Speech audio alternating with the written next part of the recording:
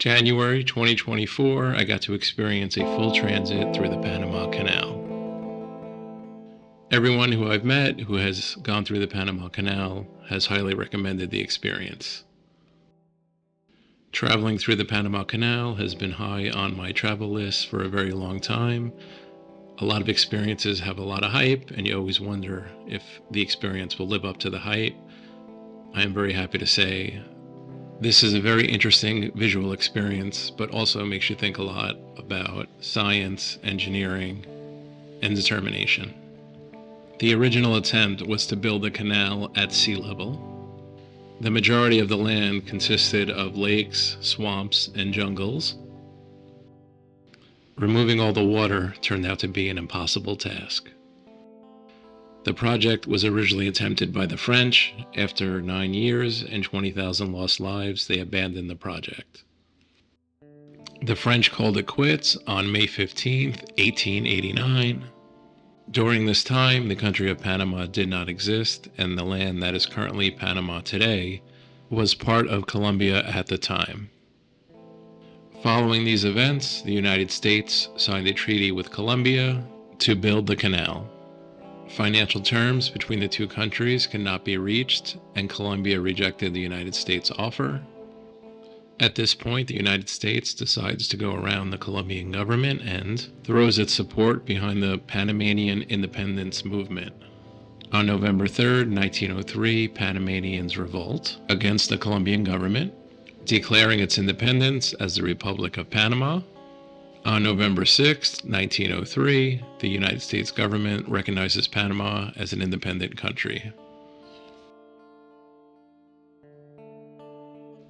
The United States decides to abandon the idea of building a sea-level canal like the French were attempting to do. The United States develops a series of locks and levees that act as a water elevator. These images are of the Gatun locks, located on the north part of the canal off the Atlantic Ocean. My Uncle Lo was an engineer who worked for NASA and McDonnell Douglas Aircraft and Boeing. A fan of history, he often told me stories about how the Panama Canal was built and always called it an engineering marvel. I really enjoyed photographing the process of going through the Panama Canal, and it's something I would like to do again. This series of images corresponds with a long-term photography project that I'm working on, documenting the process of traveling by boat. Whenever you travel to a new place, you have preconceived notions of what that experience is going to be like.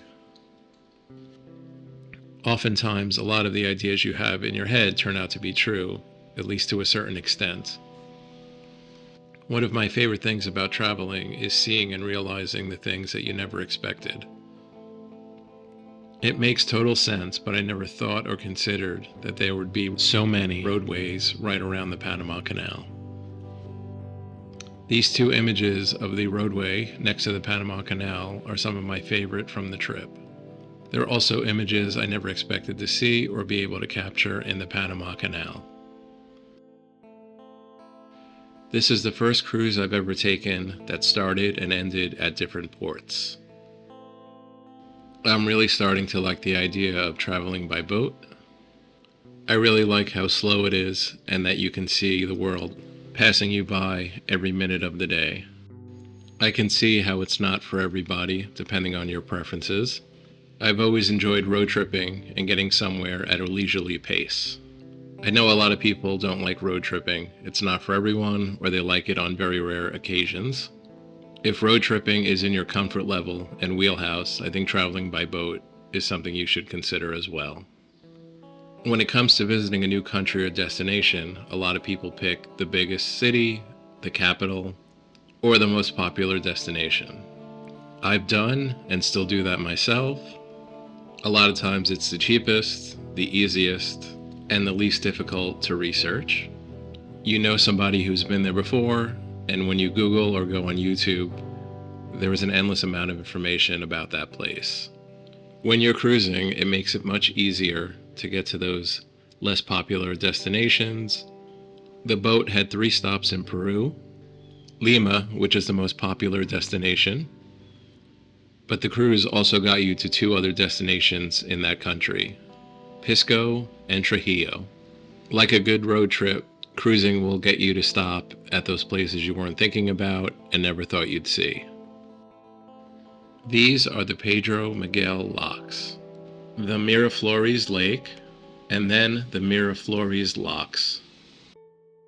I met a lot of people on the cruise that were going through the canal for the 6th, 7th, 8th, 9th, and sometimes even 10th time. Whenever I go someplace new, I always assume that I'll be there again.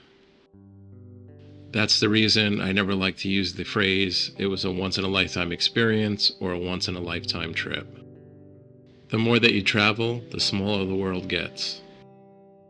Next time I go through the Panama Canal, I would like to go from south to north. This cruise was 17 days, but I would like the next one to be over 30 days.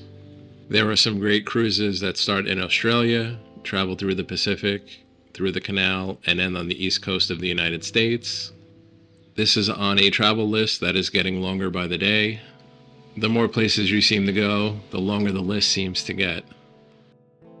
Next stop for the Norwegian Sun is Trujillo, Peru. Thanks for watching, and I'll see you in the next video.